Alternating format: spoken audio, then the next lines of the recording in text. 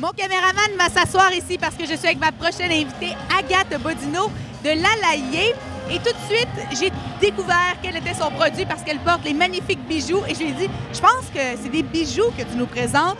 Alors, Agathe, comment s'est passée ta journée aujourd'hui? Parce que c'était Exhibit 21 où tu présentais des bijoux. Oui, exactement. Ça s'est bien passé. C'est vraiment une bonne opportunité pour moi de montrer mon travail. Et puis, c'est bien d'avoir les gens de l'industrie qui sont là, qui voient ce qu'on fait. Donc, oui, c'est une belle expérience. J'aimerais qu'on parle des produits. Quels sont les matériaux que vous utilisez? Les matériaux que j'ai présentés principalement aujourd'hui, je travaille les cheveux. Donc, il y a plusieurs pièces qui présentaient les nouvelles pièces en cheveux. J'utilise du crin de cheval, également de l'argent et du bronze.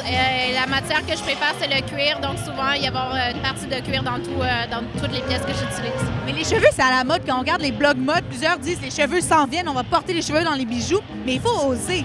Quelle est votre clientèle? Qui ose?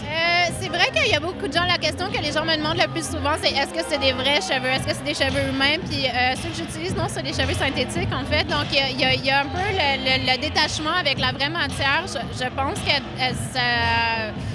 les gens s'en préoccupent de savoir si c'est une matière qui provient de quelqu'un. Mais oui, c'est vrai qu'il faut oser porter quelque chose comme ça, mais c'est une matière qui est très intéressante. En fait, c'est vraiment très graphique, ça tombe bien. Moi, je la trouve intéressante à travailler. Donc, Quand on est un designer, pourquoi choisir les bijoux plus que le vêtement?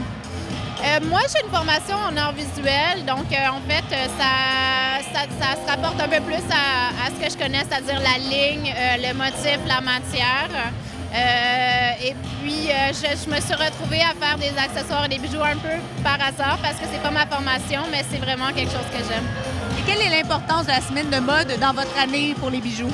C'est sûr que c'est un événement qui est important. Comme je disais, ça permet vraiment aux gens de l'industrie et même à un autre type de public, mais de voir notre travail et de voir le travail dans un environnement professionnel et puis de pouvoir bénéficier d'une visibilité comme celle-là, c'est important.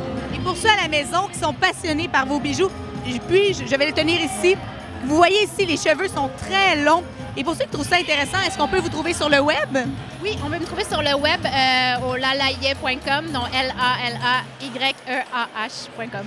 Et est-ce qu'il y a des points de vente à Montréal, à Québec? Il y a quelques points de vente à Montréal, oui, notamment chez Unicorn, Atelier B, Milan B, White Label et en ligne. Donc, sur le site web, on peut accéder à tout ça.